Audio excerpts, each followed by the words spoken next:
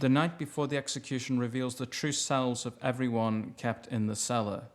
Sotnikov, Rybak, Pyotr, and the Jewish girl Basha, who is the only survivor of the township massacre. In the book, it is suggested that not only has Basha been recaptured, but she's also been abused by the polizei. Bykov writes, I quote, "The only real value that a person has in the world is his life." End quote.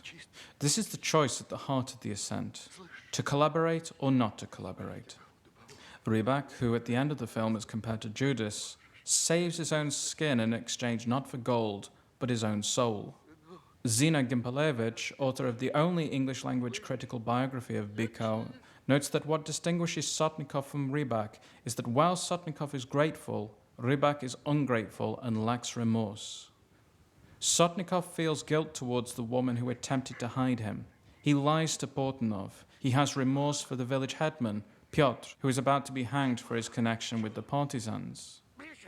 When it turns out that the polizei wanted Pyotr to join the partisans, Sotnikov reproaches himself. According to Gimpelevich, I quote, "In the complicated matter of choice, Bykov raises a subtle and sophisticated question to which he offers a coherent answer.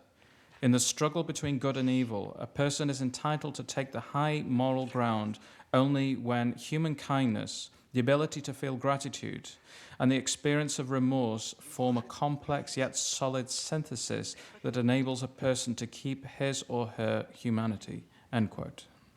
This scene of the night before the execution is a good example of Shepitko's visualization of the moral dilemma at the heart of her story. For one of her contemporaries, however, Shepitko's styling was simply too much. In his book of essays, published in English under the title Sculpting in Time, Tarkovsky stated that he thought the Ascent was marred by Shepitko's determination to be both expressive and significant. Consequently, Tarkovsky argued it meant that the film only had meaning on one level.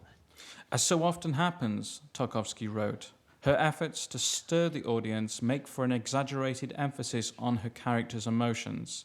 It is as if she were afraid of not being understood and has made her characters walk on invisible buskins.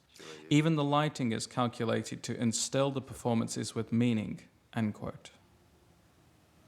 Even if Tarkovsky and Shepitko shared interests and concerns, this passage highlights the differences in their respective approaches towards film direction, not just of actors, but also lighting and framing. There is no doubt that when Tarkovsky refers to meaningful lighting, he has the end of this sequence in the cellar in mind. Shepitko's lighting of Sotnikov's face departs from realism and becomes almost graphic in terms of light, shadow, not to mention the symbolic aura. Jane Koslow has contrasted the way in which Shepitko lights Sotnikov's face with orthodox icons, specifically one in particular, Christ not made by human hands. The scene also features two shots associating Rybak with a rat. Previously, we have seen Rybak associated with sheep and dogs. In Sculpting in Time, Tarkovsky argued that the filmmaker must never try to convey their idea to the audience. This is evidently not a view shared by Shepitko.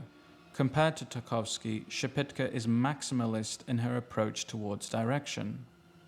There are, however, two roads to grace, and Shepitko's The Ascent stands alongside Tarkovsky's Andrei Rublev in the annals of Soviet cinema.